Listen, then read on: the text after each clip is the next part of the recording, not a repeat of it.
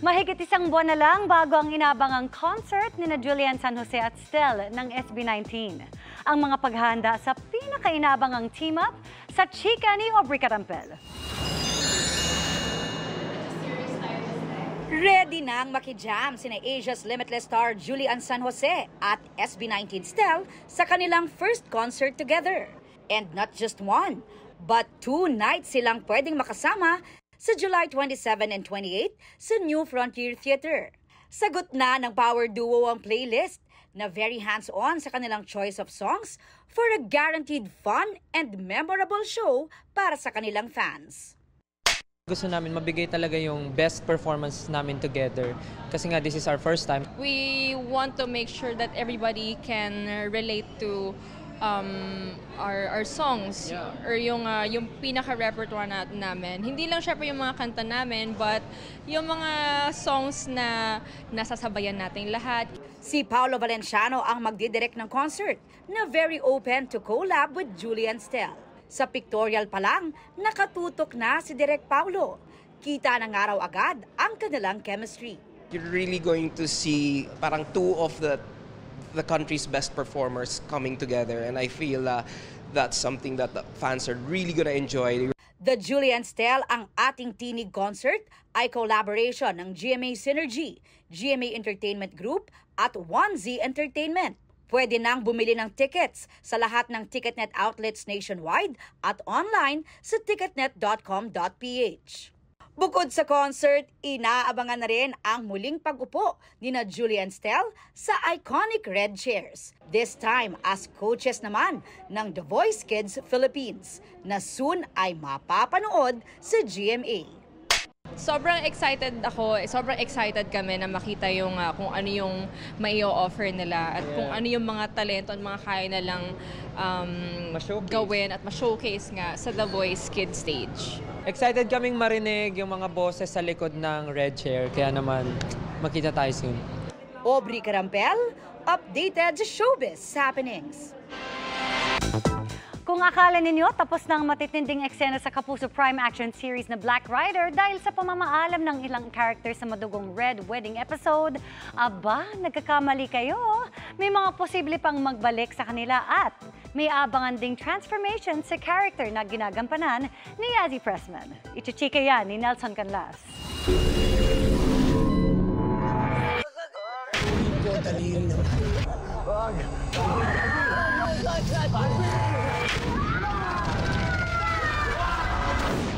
Magigising na si Elias, played by Ruru Madrid, mula sa madilim na bangungot ng madugong Red Wedding episode kamakailan sa Black Rider.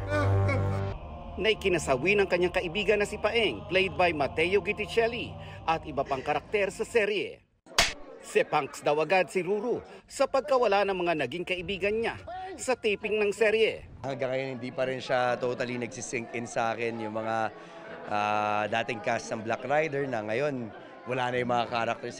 Pero hindi raw lahat ng inakala nating nasawi sa eksena tuluyan ang mawawala. At yan daw ang isa sa mga dapat abangan ng mga manonood. Sino pa ba yung mga mabubuhay? May mga mabubuhay, may mga makakaligtas doon sa may mga makakaligtas, may mga mawawala. Bukod dyan, hindi raw dapat palampasin ang panibagong revelasyon sa karakter ni Bane, played by Yazzie Pressman. Sino ako kayo? Kami ang mga magulang mo. Bane version 2.0 bilang si Vanessa.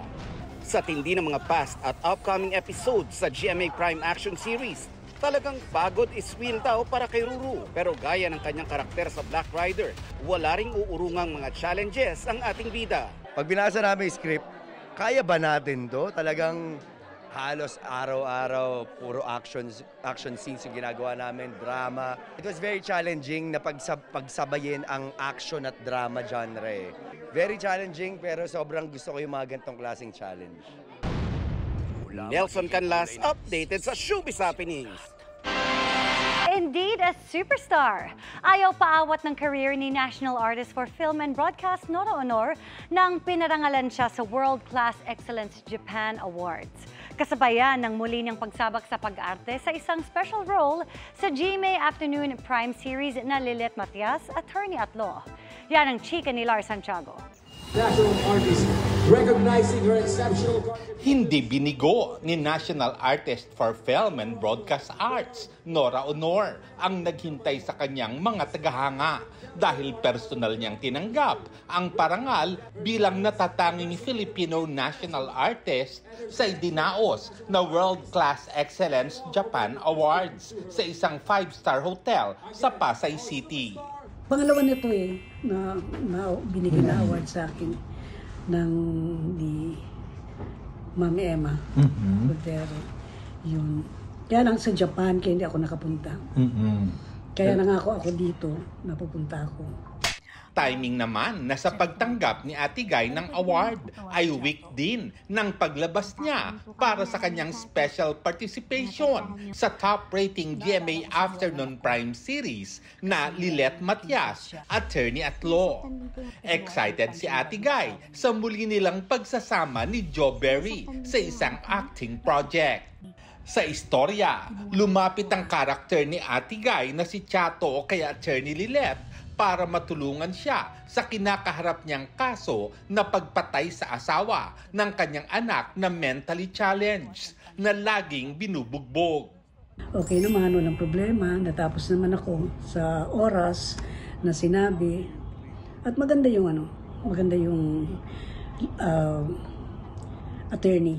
Attorney talaga. Lilet po. Galing pa rin. Saka mabait pa rin, bungis-ngis. Bukod sa Lilet Matias, proud din si Ate Guy na isa ang pelikula nila ni Bianca Umali na mananambal sa mga itinanghal sa Jinseo Arigato International Film Festival sa Japan kamakailan. Dapat nga kasama rin ako doon, kaya lang marami akong hindi nasamahan ng mga nakaraang bigay ng karangalan. Patuloy ang pagdating ng mga alok sa superstar para sa mga pelikula. Pinag-iisipan pa kung anong istorya yung babagay. Maingat daw si Ate Guy sa pagtanggap ng projects dahil gusto rin niyang ingatan ang kanyang health. Okay naman ako. Kaya lang minsan, dahil nga dun sa nakaraan, nalaga ako na ospital, pero ngayon okay na ako. Wala na akong problema. Lars Santiago, updated sa showbiz happenings. Sunod-sunod na pasabog ang dapat abangan sa nalalapit na pagtatapos ng My Guardian Alien mula sa Human-Alien Wedding at isa pang uninvited guest na alien. At dahil the end is near, ano-ano kaya ang mamimiss ng cast sa series? Makichika kay Aubrey Carampel. Bago pa raw ang inaabangang paghigop ng mainit na sabaw sa inaabangang kasalan sa My Guardian Alien, si Kapuso primetime queen Marian Rivera, may papiging na sa set ng pinagbibidahang GMA Prime series. Ito raw ang pa-thank you niyan sa cast, staff at crew ng serye na nakasama niya ng halos isang taon. Naging memorable din daw ang kanilang off-cam kulitan at paggawa ng TikTok videos with Rafael Landicho, Christian Antolin at Kiray. Naging close din daw sila ng kontrabida sa show na si Max Collins na gumaganap as Venus. Sabi ko nga sa kanya, may card akong sinulat sa kanya na masaya akong makilala siya kasi hindi kami nagkakatrabaho talaga ng ganito na siya yung kasama ko.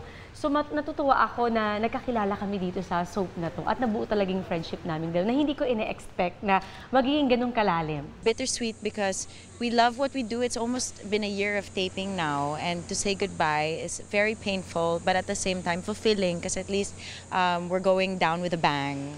Literal na pasabog nga raw ang ilang natitirang episodes. Magaganap daw ito sa inaabangang Human and Alien Wedding. Hello? Tan tan taran, tan tan taran.